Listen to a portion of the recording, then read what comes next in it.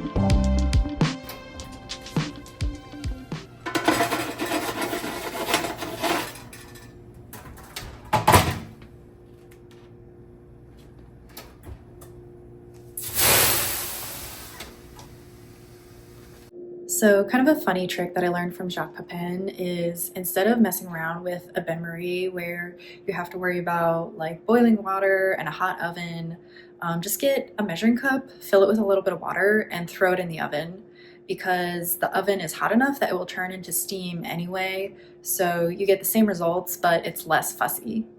While the bread is baking, I'm also going to be poaching some chicken for tonight's dinner, which is chicken pot pie.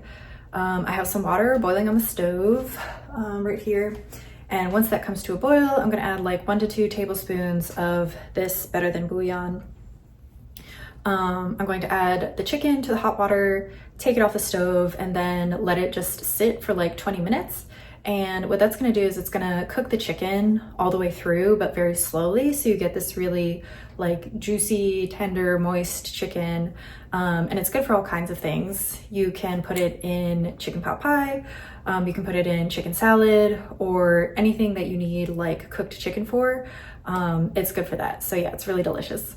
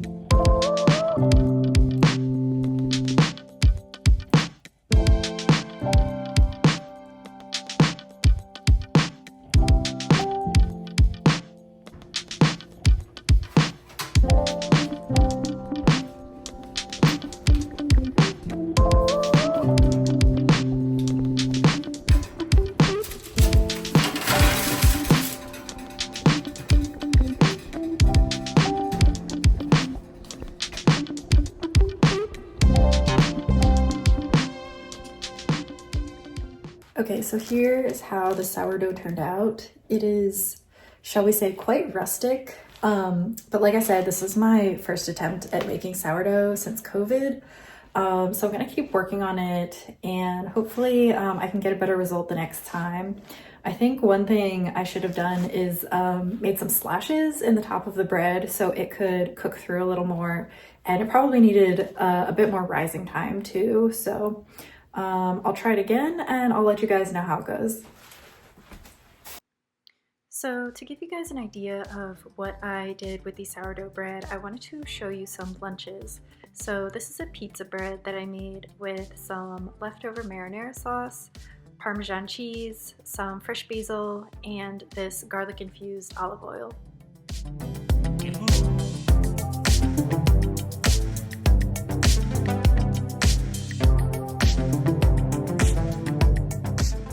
And the next day I made some avocado toast with a boiled egg and sesame seeds sprinkled on top.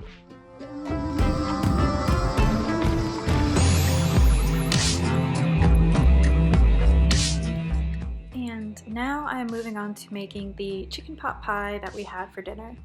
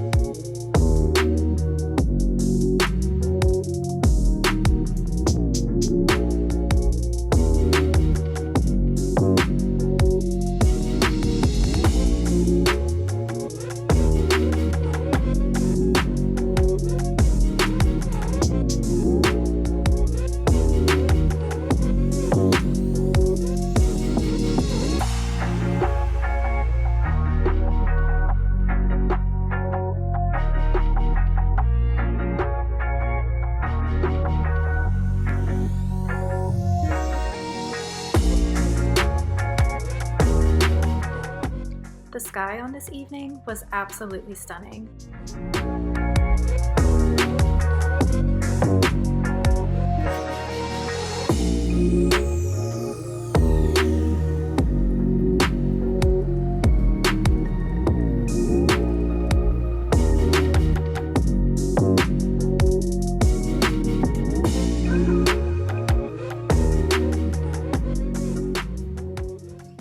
Good morning, everyone. So today is my husband's birthday, and for his birthday, I'm going to be making him his favorite dessert, which are pecan sticky buns. So I have some dough proving right now. So here's the dough. It needs to double in size and it's almost done. And then it needs to go into the fridge to chill for an hour. I also have some pecans here that need to be toasted, and then I need to make a caramel sauce. And then of course there's rolling out the dough, filling it, cutting it into buns, and then baking it. So hopefully I can get all of that done by like 3-ish. I feel like baking always takes way longer than I expect it to, so I'm leaving a lot of time. We're also going to go out for a really special sushi dinner tonight. I'm really excited because this is the first time we're going to this restaurant, but I actually know the chef from a restaurant that I used to waitress at in college. So his food is amazing and I'm so excited to go. We're getting an omakase like tasting course. So it's like sushi, but a tasting course. And yeah, I'm really excited to have his food again because he is such an amazing chef. Yeah, so I am going to try to have the sticky buns done by the time my husband gets home. I'm gonna light some birthday candles and it's gonna be really cute. Pecans are about to go into the oven, and today's lunch is a shrimp Alfredo that was left over from last night's dinner. I always love a little bit of a spice on my pasta.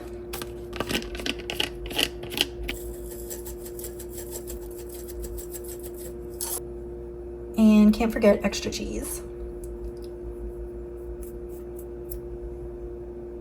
So I have 2 cake pans that I've completely lined with tinfoil, and I've sprayed the inside with nonstick spray. And I'm gonna try this trick that I saw in a cookbook where you have the cake pan and then you put a glass jar in the middle and you can put the sticky buns around, and that's supposed to help them cook more evenly and kind of like retain their shape. So I'm gonna see how these turn out.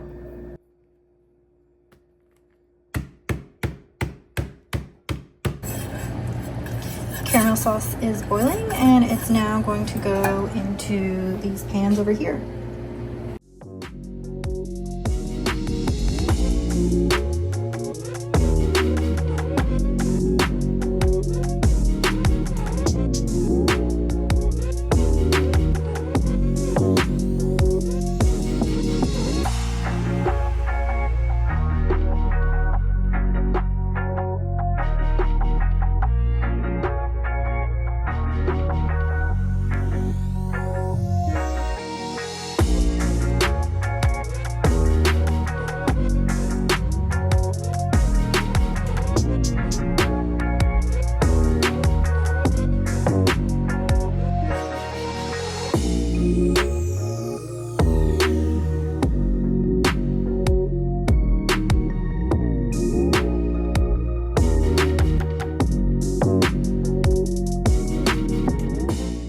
Alright y'all, so I'm not gonna lie, I tried to get a little too clever for my own good with this sticky bun recipe because I was trying to follow 2 different recipes, and one of them called for a rectangular pan with no glass jar, and one called for the round cake pans with a glass jar in the middle. So when I cut the sticky buns, I got a little freaked out because I thought it wasn't going to work, but it actually turned out fine. But this is just a note to myself for the future not to get too fancy.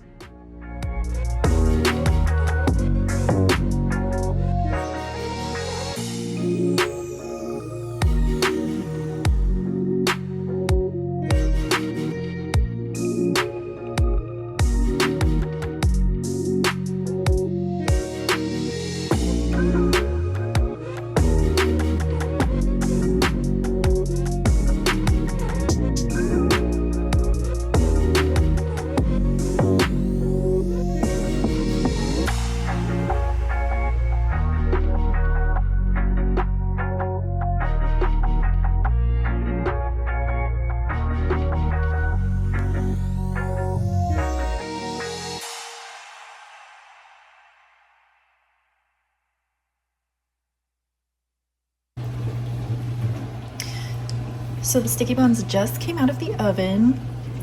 They are looking perfect. So they need to cool for like 5 to 10 minutes, and then I'm going to turn them out.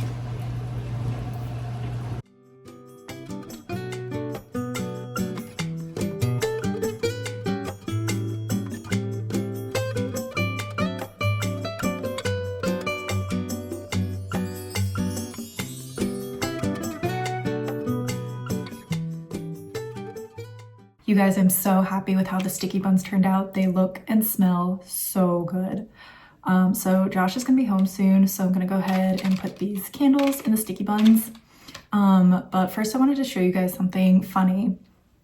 So I made this card for Josh for his birthday, and look at the card that his mom got him. We did not coordinate, we didn't plan this, it just happened. He does love turtles, so maybe that was kind of a giveaway, but like, I think this is so funny.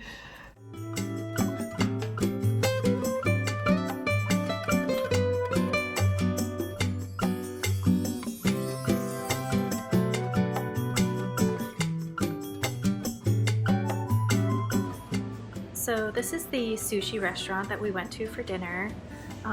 It was an incredible dinner, just like I expected. All of the sushi was really fresh and really tasty, really expertly prepared. So I'm really glad that we took the opportunity to do this for Josh's birthday.